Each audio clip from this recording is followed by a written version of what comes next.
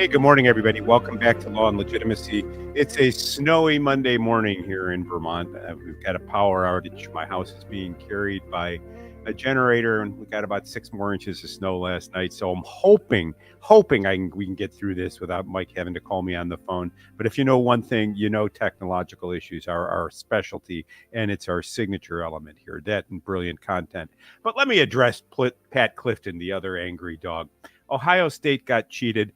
OMG. Here's another Ryan Day wannabe. Great joke I heard the other day. What's the worst day of the week? Ryan Day. Look, Ohio State got beat. Now, I imagine he's referring to the touchdown / interception that was reviewed and held to be a touchdown.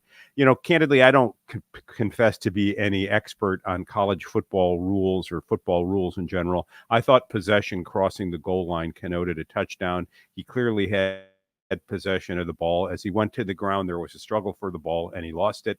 If he'd crossed the line in possession, isn't that a touchdown? In any case, the refs reviewed it. It was not indisputable what had happened, and so the ruling on the field stood. That's what's called a rebuttable presumption not being rebutted, Pat Clifton, the other angry dog. I can only assume that you're spitting and drooling into your spittoon, pining over Ohio State. Too bad you lost 3 years in a row. Gotta love the blue. What a weekend, though. Well, while we're on the sports thing, let's just beat that half to death and move on. I understand that Mike is in a state of fantasy football shock. He's narrowly up right now against Dawn McNeil's team, having scored 160 plus points, which for those of you who know fantasy football ought to be enough. But Dawn's got one player left to play tonight, and she's at 158. It's a wide receiver. I can't remember his name. Hopefully he'll take the day off. It's DJ Moore. Well, DJ, take a day off. Give Mike a break. And, if you think the world is absolutely insane, I've got news for you. It could get worse. I don't recall ever reading a news story about someone taking a shot at a professional football player to help their fantasy football league. And somewhere in some twisted corner of the universe, there's a Mike Boyer clone saying, my team will win if DJ doesn't turn up tonight. And he arranges DJ's car to go out, or DJ to be kidnapped, or DJ's food to be poisoned, or even worse, DJ to be assassinated. Oh, look, Angry Dog's got to get his roll tied in. Boy, I understand what he was saying a couple of weeks back when he said he's not really fond of this Alabama team. I watched that game, and it was ugly right down to the very last play. Yeah, I don't know what happened to Bama. I mean, they were a dynasty. I like dynasty football programs. Miracle play, last seconds of the game, and they pulled it out. I just don't see Alabama making it to the national championship no matter what happens this next weekend. They've had some wins. Yeah, they're a one-loss team, but the wins that they've had to remain a one-loss team are ugly, and they're not looking persuasive. Right now, my picks would be probably not probably. My picks for the college football playoff series would be Georgia, Michigan, Washington, depending on what happens this weekend. And I guess Florida State, although the lack of Florida State's quarterback going forward is hard to reckon. So let's see what the next weekend brings. But Angry Dog, Tide ain't going to be rolling into the playoffs this year. You're just going to have to turn that loyalty to Michigan. I do love one aspect of the Michigan win that I love, and this is the thread that what is the interim head coach's name? Ron Moore. Yeah, I'm impressed by his willingness and his generosity in the win to look right at the camera and tell Harbaugh that the win is for him. Every time this has happened, he looks right in the camera and makes sure that Harbaugh, watching from home, knows that that's his team. And that sense of loyalty and dedication to the unit, to the team, to the ideal is amazing to me, because I guess I don't expect it in this day and age anymore. Well, right? Someone in his position could easily not say a word about Harbaugh, take the wins for himself, and try to use that as a platform for a head coaching position elsewhere. But anyway, whatever they've cooked up in Michigan, it's pretty impressive. I mean, yeah, there was a report that Friday evening Harbaugh addressed the team and he used Schembechler's line, former coach Bo Schembechler's line, the team, we are the team. And to have kept its focus amid all the controversy surrounding the program, even the benching of Harbaugh for the final 3 games, and to continue on through the toughest part of their schedule and emerge victorious, suggests a program that is dedicated to team play, and has done well. And I wish them all the best for the remainder of the season. But let's pivot, because we get a lot of bitching and moaning from people, and we talk too much sports. They'd rather have us talk about the decline of Western civilization and what little we have left of individual liberty in this world increasingly becoming bleak. So let's turn to Cyber Monday, central bank digital currencies and the surveillance economy. I mean, is the West awakened to the threat posed by money that cannot be held? It's a great question. I mean, we've had a friend of the show is Jimmy Valley of Val Hill Capital. He's big on Ripple, and he's big on Ripple as the central bank digital currency that has the best use case and the easiest access and ease of use.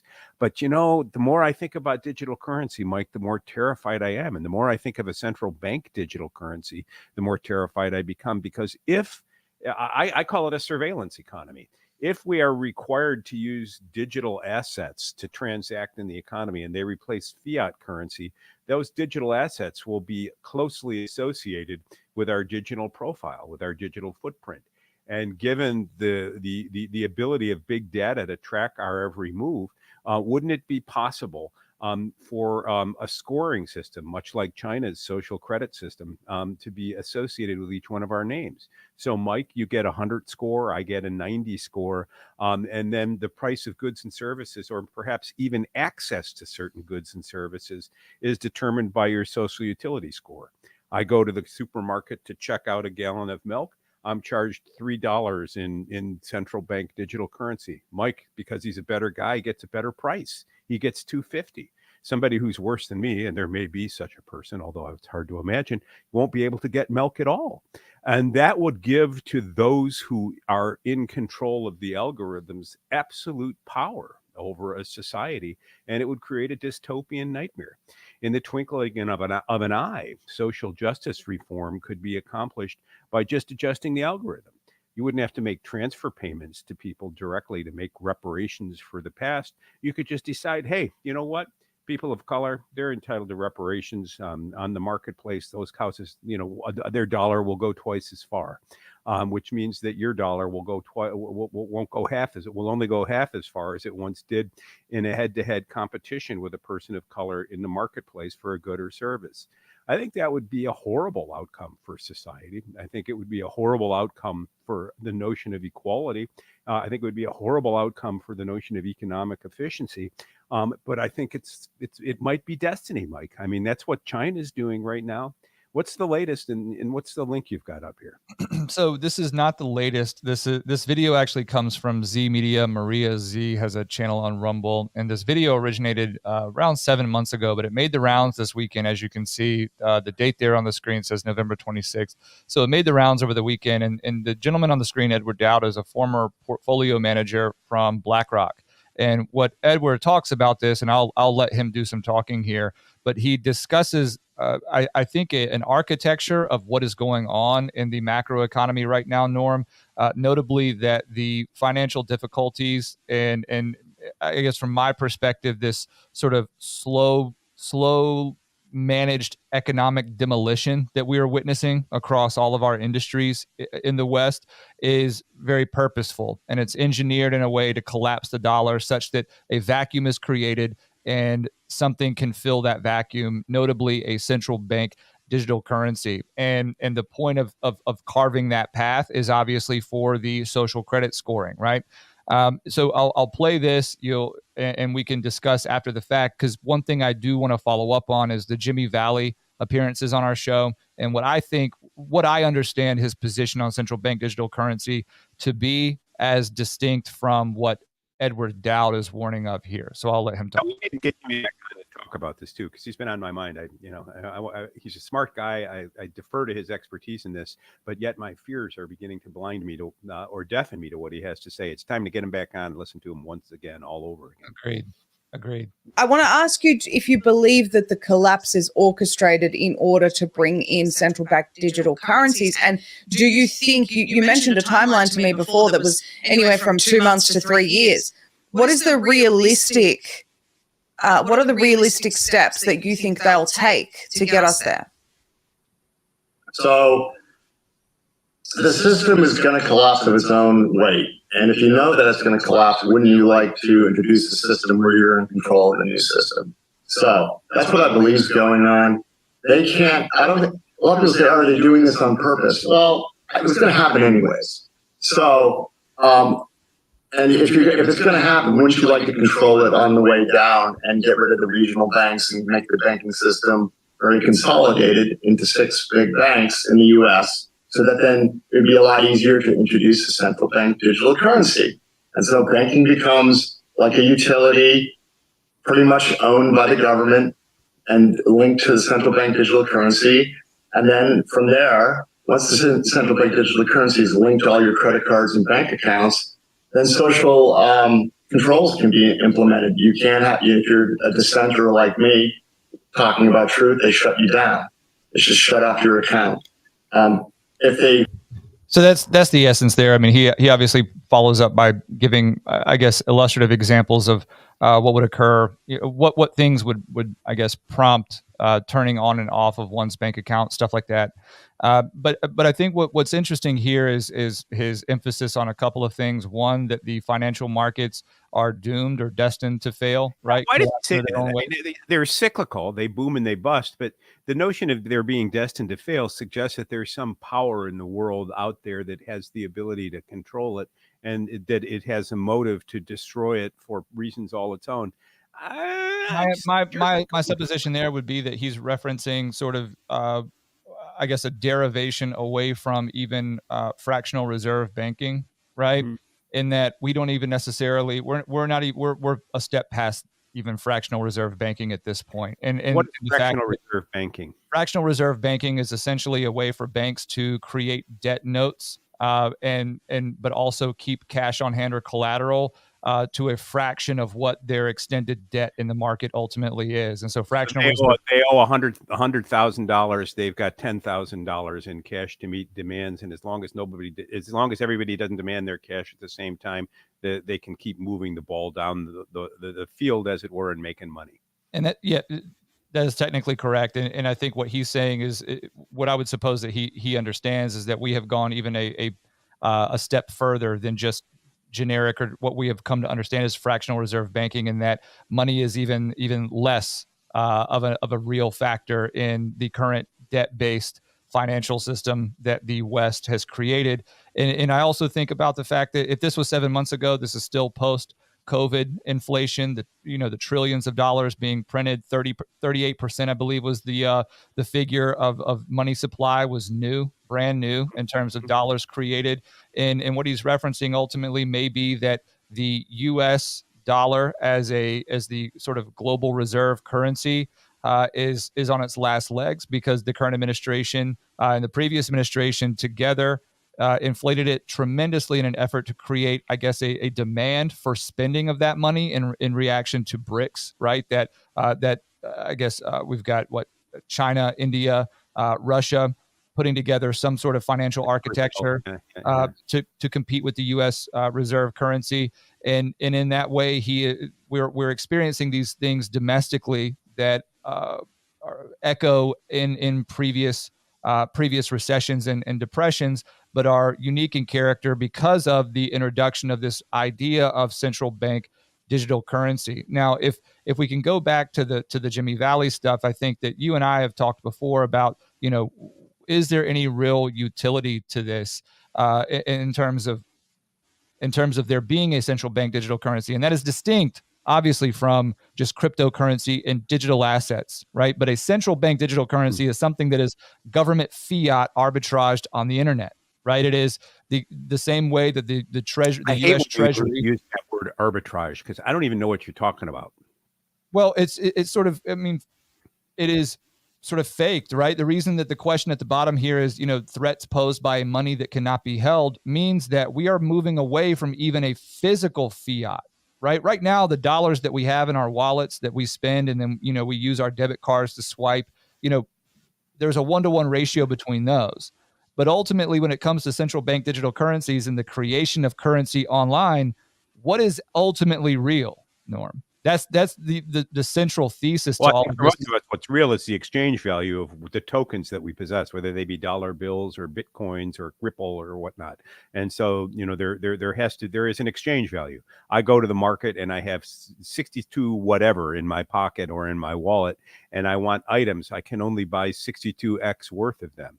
Determining the value of X is significant. And when it's a 1-to-1 dollar ratio or fiat currency, or the paper represents a unit of value, that store of value becomes something that I can that I can depend upon. Now, it can be manipulated by the money supply, and printing money or withholding money and so on and so forth, and all the strictures of monetary policy. But I think changing the unit of value and the store of value to a digital asset that has no demonstrable bearing to anything tangible is scary. Well, of course it is. It's terrifying, because financial freedom is freedom, right? The ability to transact in commerce in the way that one desires to is the ultimate freedom. If we are all participating in this economic system that we call the United States of America, and it's not just an economic system, but ultimately what we're being reduced to is players within an economic zone, and our access to our own financial supply is being restricted based on factors that we didn't consent to. Ultimately, when it comes to the idea of a social credit score, a central bank digital currency, now I will say that, to Jimmy Valley's credit, he understands the psychology of this stuff, the math, or I guess the sociology, but individual psychology favors this notion that if we are going to play in this game where there are rules to be enforced, that the average person would want some sort of government protection over their money. And so the appeal of a central bank digital currency is the brand of the United States government stamped on something, and the presumed safety inherent in that, similar to the US dollar now. I think that what he has been vying for is status via Ripple and XRP as the central bank digital currency, right? The reserve currency of the internet for the United States. But that also assumes, Norm, a non-corrupt and legitimate system. Right. And so I don't want to ascribe to Jimmy Valley some sort of, I think, relationship to the criticism of this stuff. If anything, I think it is a general naivete to the illegitimacy that the current administration and our current institutions are facing because of the last 10 or so years with this stuff. All right, let's get Jimmy back on to talk about it. It's a hot topic. I mean, central bank digital currency is coming. What we make of it, what bank controls it, what control it has over us is a topic we'll be focusing on in the months and years to come. Let's shift to something a little more terrestrial and easier to comprehend. Do prisons have a duty to provide a safe environment for those held within them? As you saw over the weekend, or perhaps didn't, Derek Chauvin, the man convicted of killing George Floyd, was stabbed in prison. And the word of the stabbing leaked out into social media over the weekend. Apparently his lawyer and his family weren't called. He's being held in a notoriously violent prison in Phoenix, Arizona, some 1,600 miles away from his home. Initially, it was unclear whether he was going to survive the stabbing. Prison officials now suggest that while his injuries were serious and life-saving measures had to be taken at the scene after his stabbing, he is expected to survive. He's in stable but serious condition. So I read. I mean, I don't really know. But, people have called, the prison should be sued. The prison set this up. What do they expect? Yada, yada.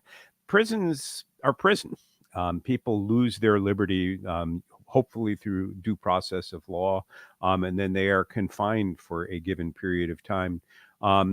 When they are confined, the prisons have some responsibility for their welfare, but not generally as much as people think. So, for example, there is no strict liability in a prison. If you go to McDonald's and you slip and fall on the floor of the restaurant, the restaurant is liable for your injury because they had a duty to provide you with a safe environment, a floor that's safe to walk upon, let's say. It's not quite the same in a prison. There is no strict liability. One could argue they've housed him, therefore they have a duty to keep him safe, just as one could say that when you go to McDonald's, it has a duty to provide a safe environment, but the law doesn't take that step. And it may be for pragmatic reasons. It may be that because the people that are housed in prisons are people who can't get along in society in general, imposing strict liability on the prisons to keep all the wards inmates, that is, safe, would be too high a duty. I don't know.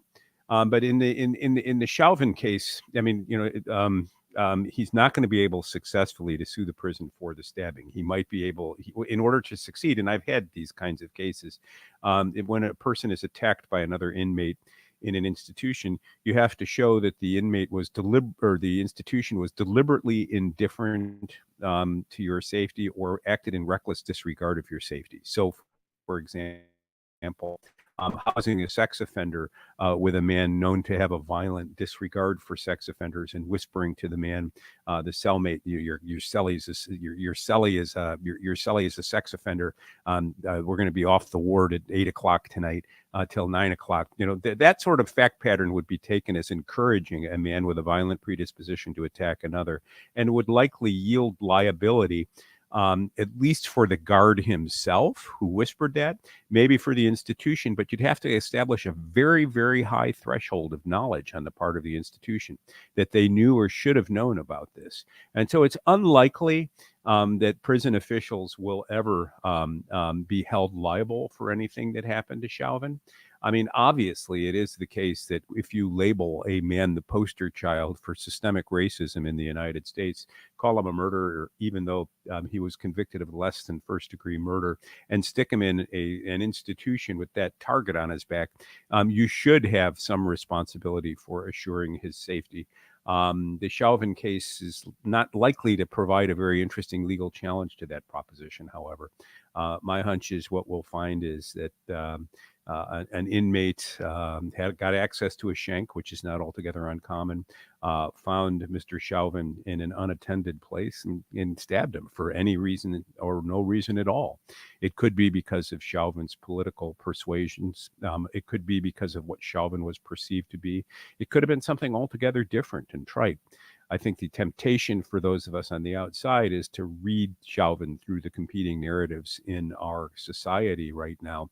And those narratives have been reinflamed by the recent film on the, I think what's called The Fall of Minneapolis. I can't remember, but it's a new documentary that shows, among other things, that at the time of his death, indisputably,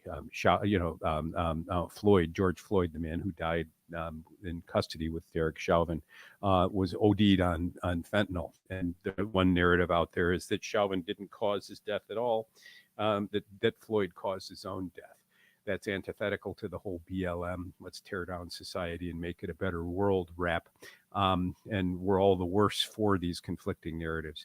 I hope there is a broad and public inquiry into the circumstances surrounding the stabbing of Derek Chauvin, although I'm not sure that it'll matter, because I think when it comes to conflicting narratives, the world's just captured by them right now. Did you see, Mike, the story over the weekend about the explosion on the Rainbow Bridge in Buffalo? Of course, we covered that on Friday's stream. Yeah, I forgot about that already. The perils of getting old. I mean, it's quick to leap to conclusions in the face of limited data. I mean, there are stories right now. One in Vermont, where I am. 3 Palestinian men were shot the other night. All young men in their 20s from Palestine. Students at little Ivies, meaning good colleges, but not quite the Ivy League, Trinity College, and so forth. They were in Burlington, Vermont, Bernie Sanders' hometown, walking the street when a man shot them. They were wearing keffiyehs, the traditional headdress associated with the Palestine Liberation Organization and the Palestinian cause. The quick conclusion is, obviously they were shot because they were Palestinians. They were shot because they were Arabs. We don't know why they were shot yet. We do know that a man has been taken into custody. He's been identified by the newspaper as white. I find, at least a local newspaper, as white. I find that identification somewhat odd. Had a black man shot by a black man, or would we just let it pass and let facts develop? I think in hypercharged times like these, it's important to let facts speak. To note the obvious, 3 young men were shot apparently randomly in Burlington, in a rural location in a state that's generally pretty peaceful. And has a very low Norm, your murder rate. connection is getting Why were they pretty weak shot? here. Your connection is getting pretty weak. Can you say a little bit again what you were just ending up with? I think it's important not to conclusions. Here, I'm going to call you and bring. I'm just going to call you and bring you in on Bluetooth. I'm sorry, everybody, but we did plan for this because Norm is having to use a hotspot this morning. I guess the benefits of being in rural Vermont during a snowfall. So Norm, I'm going to call you and bring you in via Bluetooth. Okay.